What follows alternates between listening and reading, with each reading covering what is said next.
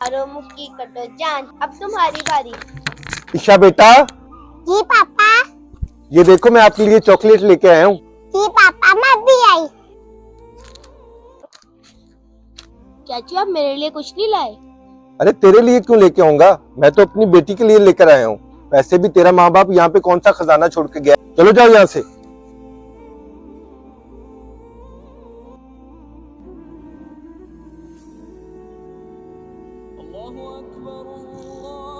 भाई अजानें हो रही हैं, मैं नमाज पढ़ कर आती हूँ। अभी हम नमाज क्यों पढ़ते हैं?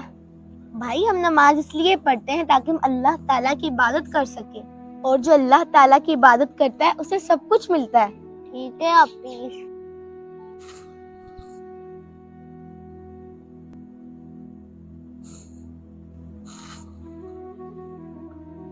या अल्लाह, मुझे मेरे मम्मा पापा वापस कर दें।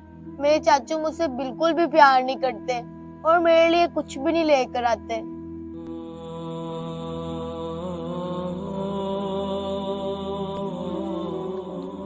बेटा मुझे माफ कर दो।